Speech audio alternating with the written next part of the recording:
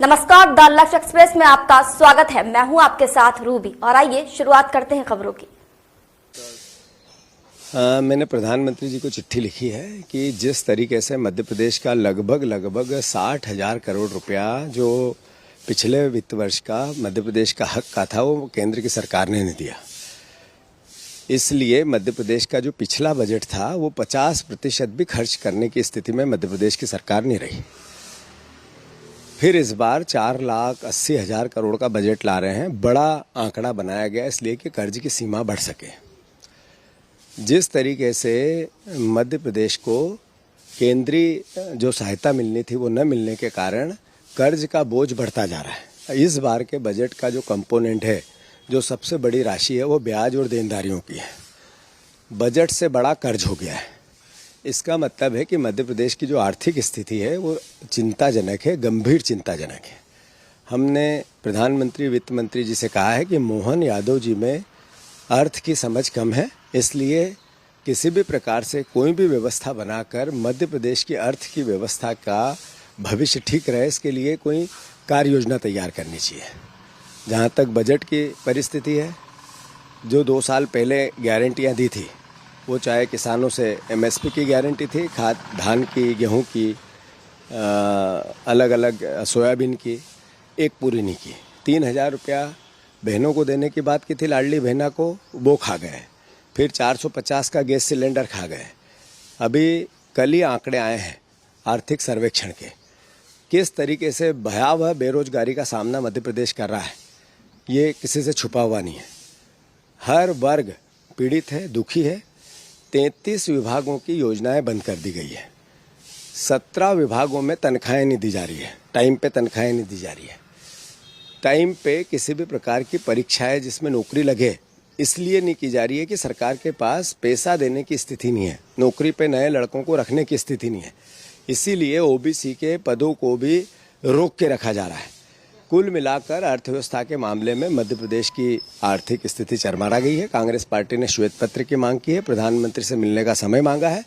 मोहन यादव अर्थ की समझ रखने वाले पहले देश के मुख्यमंत्री है, तो उनसे कोई आस नहीं है।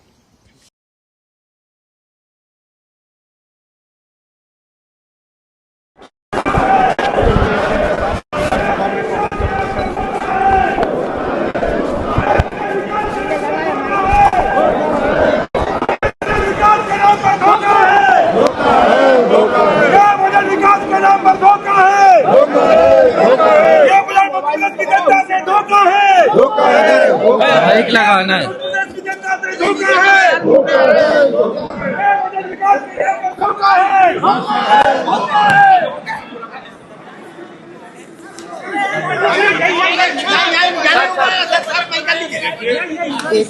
सरकार ने, वित्त मंत्री जी ने अपने बजट भाषण में स्पष्ट कहा कि राजकोषीय घाटा 74,000 करोड़ से ज्यादा का होगा। जब आपके पास पैसा नहीं और ये वित्त मंत्री ने माना कि घाटा है, राजकोषीय घाटा, तो आपने इतनी सारी योजनाओं के आंकड़े गिनाए हैं। ना किसानों की आय दुगनी की बात करी है, ना आपने युवाओं को निश्चित नौकरियां मिले उसकी ना बात हुई है, ना कर्मचारियों को महंगाई भत्ता बढ़े उसकी बात नहीं हुई है, ना नर्मदा किनारे 5,000 हेक्टेयर जमीन पर ये वृक्षारोपण करना चाहते। पैसा है नहीं। पहले जो किया था वृक्षारोपण मां नर्मदा के नाम पे 350 करोड़ों का घोटाला, दोबारा एक घोटाला और होने वाला।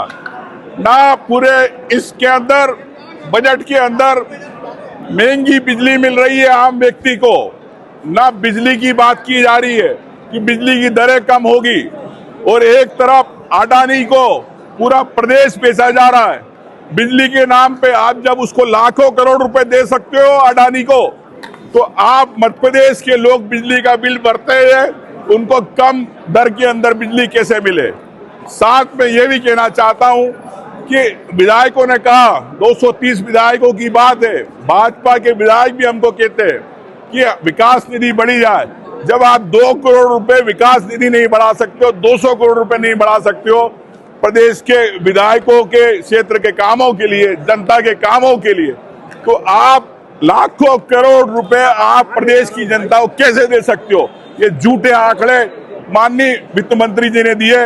मैं कहता हूँ साथ में अध्यक्ष जी का भी अपमान है सदन के, जिन्होंने व्यवस्था दी थी कि 230 विधायकों का विकास निधि ताकि ये लोग विकास करा सके। तो ये भी माननीय अध्यक्ष जी का भी अपमान किया वित्त मंत्री जी, इस सरकार ने। Thank you.